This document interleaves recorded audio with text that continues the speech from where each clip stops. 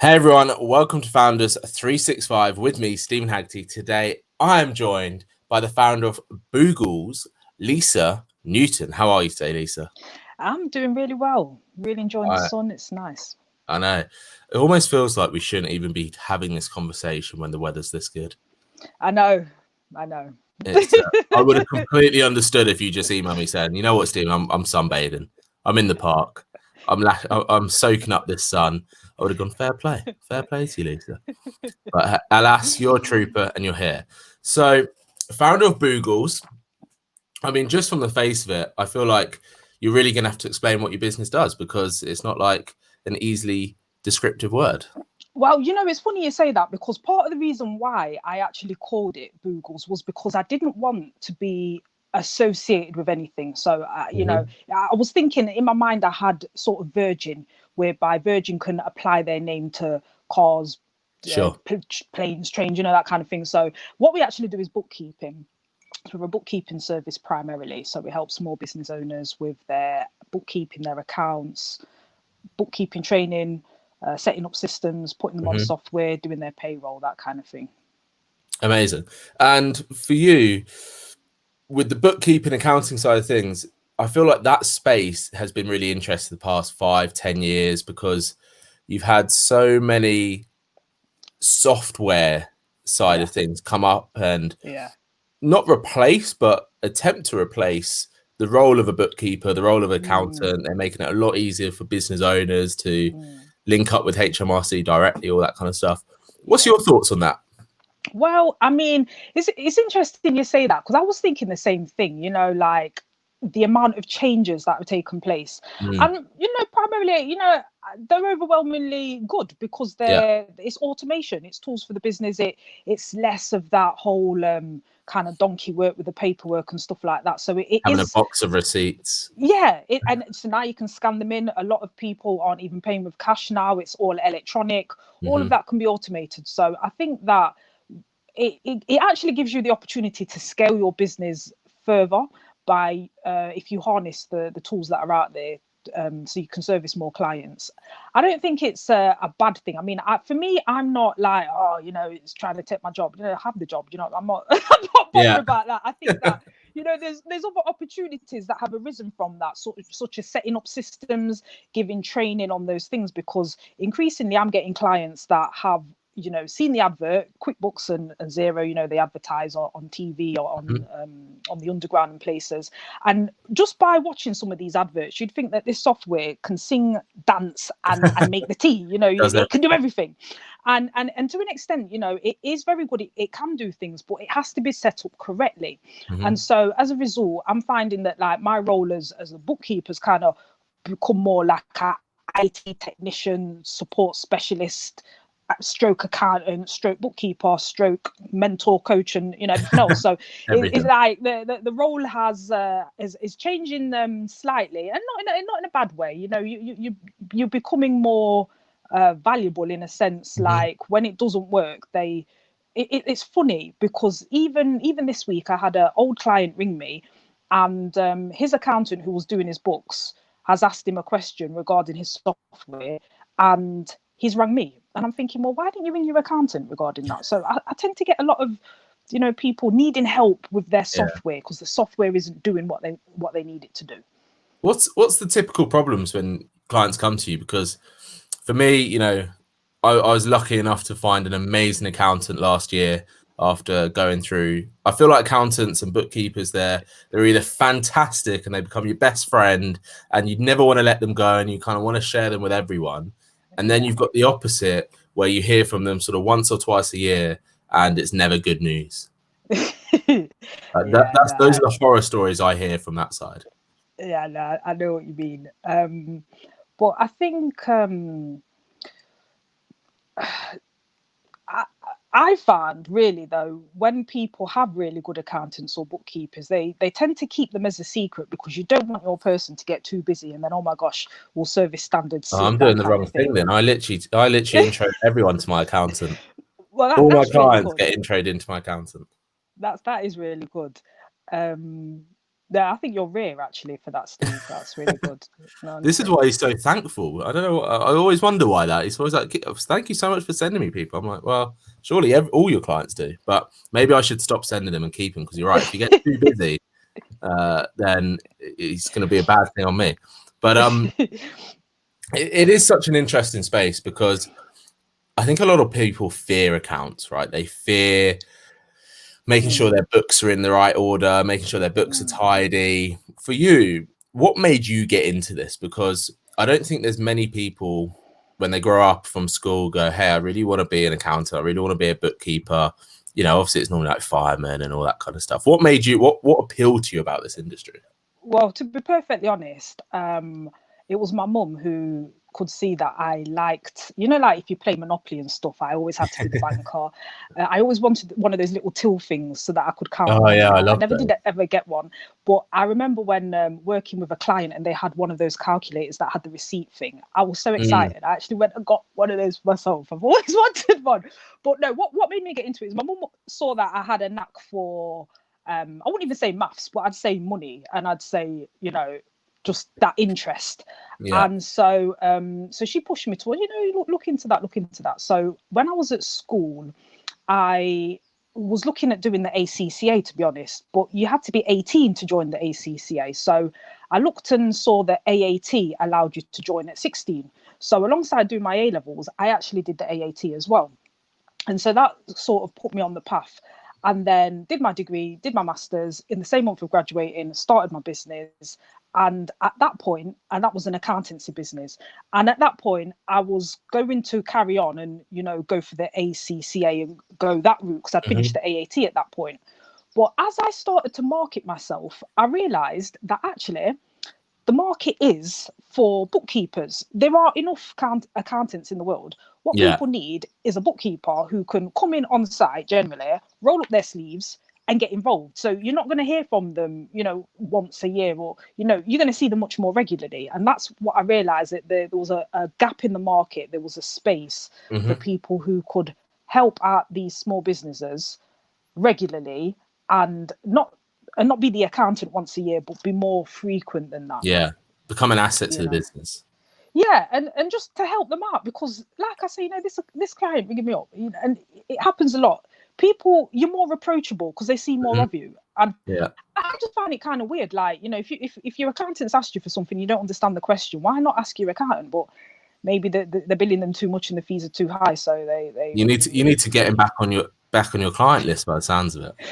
Well, I think though, and you see, it's back to this software thing, that he may just be doing the books himself. So he's just trying to understand. He was actually looking for an invoice, and he wanted to know how to use the invoice function to find out where the invoice was. So do you ever get questions and you just think, oh, just Google it? No, because sometimes, the thing people do, it's more a YouTube thing, and I think people do, but sometimes you can only Google so much or YouTube so much, and then it's like, no, there's a specific query, that is for your accounts, for your software, your system, and you need that answered. And you can waste hours, and this is actually, one of my things. I'll update my website with this, but you can waste hours looking for the right answer to your question, whereas a quick call with me, 5 minutes, and that's it. And it's like, oh my gosh, I've been looking for this, like, spent a whole afternoon trying to figure this out, and it's like, no, the button's there. Oh yeah, exactly. Easy when you know how. Exactly, it's easy when you know how. Let's talk about the books then, because you've written, what is it, eight books? Several books. I've actually lost count. So many books you've lost count. So you're now at that stage where you're basically building a house out of books, right? Something like but again, I'm always intrigued about why people get started with things, right? Because again, there's hundreds of books out there about bookkeeping. There's hundreds of books out there about accounting. Absolutely. For you, what was it that took the pen to the paper and you just thought, actually, I'm going to write this and it's going to be... Well, it's back to that whole thing about continuously and constantly being asked questions. And not that I mind, but at the same time, it's like, well, I can't be here like all day, every day, just answering questions and just for free. Just, I can't, there's not enough time in the day. So it gets to a point whereby you have to, well, it's about putting systems into place in your business so that staff don't have to ask you questions, and then clients don't have to ask you questions, and then random people that you don't even know who, oh, Lisa, have you got a moment, want to ask you questions. So it was this like database of questions and stuff, and being asked these things, that I thought, you know what, I could write a book about it. So one book is on Quickbooks online on the actual software. So I wrote a guide on that, so 400 odd pages, because when it first came out, there was nothing. I'm sure there's dummies guides and stuff like that now, but at the time, absolutely nothing. So that was one book I wrote. And amazing. What's your technique to write books then? Business as well. Because you've written so many books, I feel like you must just wake up and be like, oh, I'm going to write a book today. Do you know what? It's when you've got a lot of information in your mind, in your head, the key thing is to put it down so that you've got chapters, you've got something logical. And for me, the book on writing on how to start your own bookkeeping business was genuinely a cathartic release, because so much stuff has happened to me over the years in running a bookkeeping business that in my mind it became a bit of a joke, like, yeah, that's one for the book. Do you know where they say you got the mug, the hat, the t-shirt and all of that? But yeah, I've got to have the book as well now, because so many things had happened to me that I just thought, oh my God, this is one for the book, this is a story for the book. And then that's how it became like, you know what, this is how you start your bookkeeping business, because I started mine with £150. People would often ask me how, or and so it was just all those things that I thought, you know what, in the book, stop asking me, it's in the book. How does it feel? How does it feel looking back then? That's how it came about. Exactly. How does it feel looking back? You've written numerous books. We can guarantee over 8 books, probably over 800 books by the sounds of it. Yeah.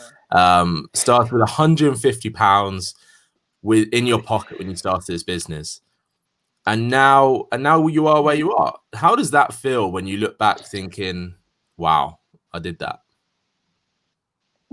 Yeah, no, do you know, it's been a journey, and I I've learned so much along the way. I mean, Is it one of those things? People you meet, if you could do it all again, would you make the same mistakes?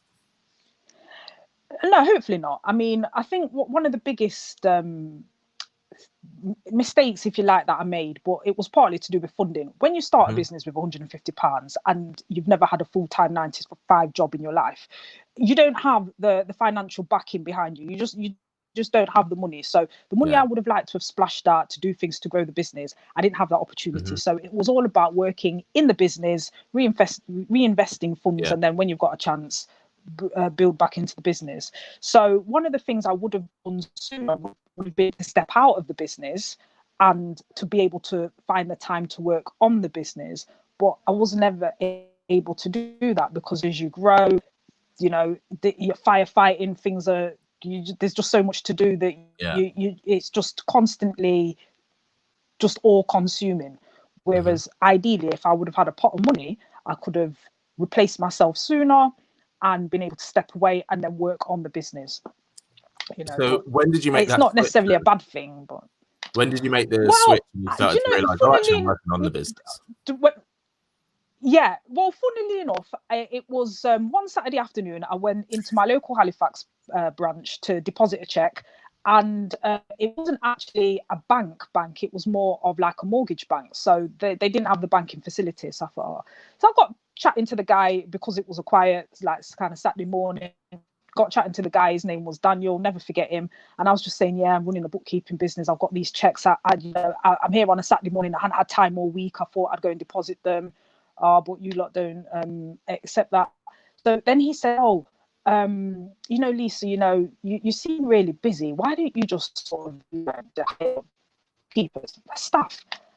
And I just sat there and I thought, yeah, why don't I? And so, like, the next, like, on the Monday morning, that's what I looked into. And that's when I started to put out adverts and to get that whole process in place of hiring people, which is a whole journey in itself, hiring people and finding the right people, and people who have the skills, people who actually want to do the work, not people who are just trying to use your business as a stepping stone, because maybe they actually want to be an accountant, not necessarily a bookkeeper. And so you'll be training them up, and they'll make fantastic accountants eventually, but that's not really where they want to be. So again, sounds like that conversation with Daniel completely changed the direction of the business. Just a whole. It's if you could go back and say, if you could have Daniel in front of you it was now. a light bulb moment. Yeah, one of those. I'll just say thank you very much, because you taught me a lot, and you just showed me the way, really. Like, We'll have to find just him on made it LinkedIn. really obvious. And then I can't remember his surname, but I'll have to go back to that Halifax branch. It was near to Waterloo, and just. I mean, if there's a bank, if there's a branch still there, you know, High Street is changing. High Street is changing. Yeah. Lisa, one thing I wanted to ask you is, like we said earlier, there's a lot of bookkeepers out there. There's a lot of accountancy out there. How have you made sure that you, as a business, have stood out from that crowd and been heard and been seen to make sure that business is still going to be running and turning over money?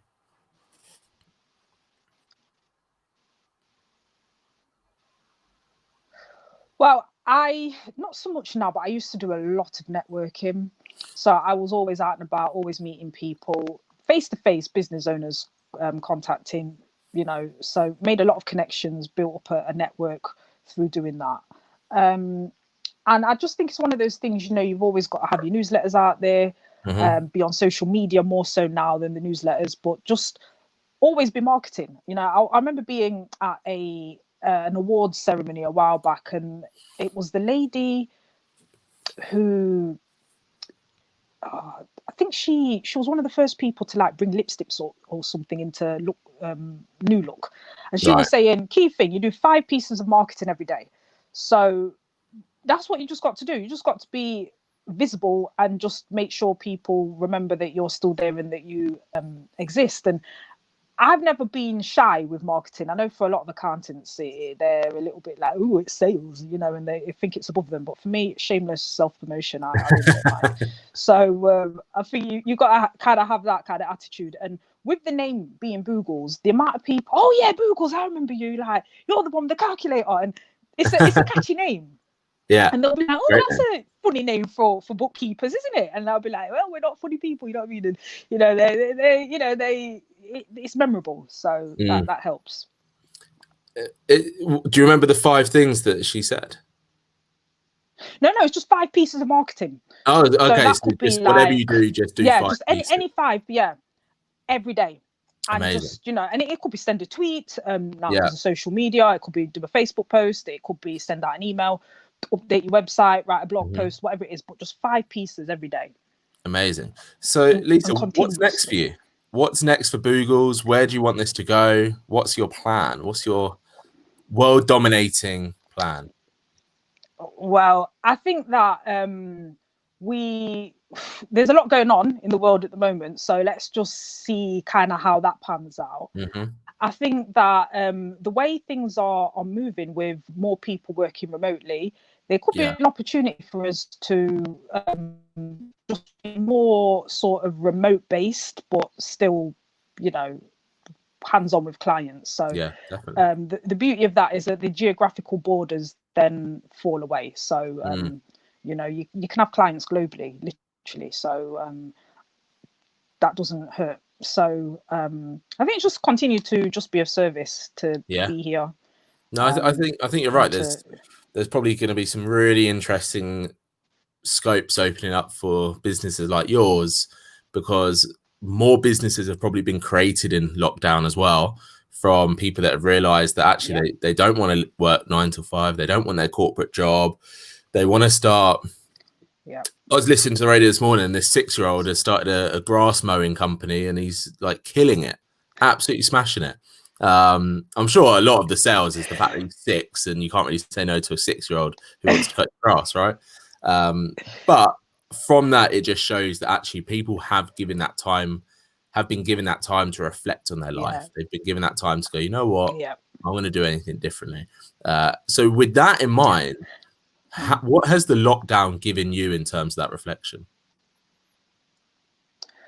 Do you know, because I work from home a lot anyway, it doesn't, you know, it was just another day for me. It was just like, just actually, I got to say, I was actually happy. Like, I thought, okay, good. Like, hopefully, if things slow down, like almost like press pause, I should actually be able to get other stuff done. You know, like, you know.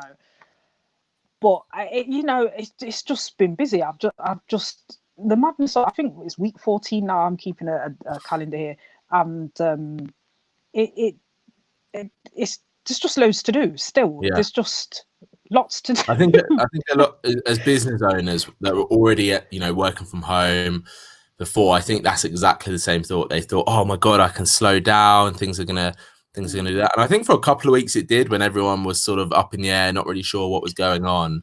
And then it very quickly, for me at least, it was busier than ever, really. And it's just amazing how quickly people can adapt and change. And the word of the year, pivot. Yes. It's one of those things. Yes. Lisa, listen, one of my final questions to you is, if you could give 3 bits of advice for a business owner to keep their books tidier, make it so that they're in a better order, what would the 3 key bits of advice that you would be giving them? Number 1, I'd say get onto some sort of accounting software. There's lots of them out there. Investigate, but just doing things manually is not the way these days. So get onto some sort of accounting software. That's number 1, and make sure that software is connected to your bank. And you can reduce your receipts and your paperwork and all the rest of it if you have a debit or credit card and you just do all your spending on that. So that just gives you a lot of order immediately, just through doing that, just by being on a software. So get onto a software, make sure the software is connected to a bank, to your bank. And then thirdly, I would say don't be scared of your numbers, your figures. I always used to say to people when I was giving talks, see the whole process of bookkeeping or looking at your figures as you would, when you sit down to watch your favorite soap once a week or whatever. Just give it that time, 20 minutes, half an hour a week, just to kind of get a feel for the figures and understand where you are. So not to be scared of it, because it's when you leave things and then you've got those, a pile of statements unopened and stuff, that it becomes really daunting and quite frightening, and it needn't be like that. So just keeping on top of things is helpful. Amazing. And was that 2 or 3? Well, the software, connect the software to your bank account, you joined and then set time aside 30 minutes. Perfect. Smashed it. I was like, I was thinking, did I miss one? But no, I didn't. Lisa, you've been a star. It's been super interesting to speak to you. If anyone wants to get in touch with you, speak to you about books, speak to you about bookkeeping, whatever that is, what's the best way for them to get in touch? My website is lisanewton.co.uk. If you're looking for a bookkeeper, find me a bookkeeper.com. And I'm on Instagram as Boogles B. I'm on LinkedIn, Lisa Newton. Everywhere. All over the internet, really. So, Lisa, thank you so much for joining me today. You've been fantastic, and I really wish you all the best. And I hope you enjoy. Go out into the garden, enjoy this weather. You're done with work now. You're done. Absolutely. Thanks so much. Thanks everyone for listening and watching. This has been Founders 365.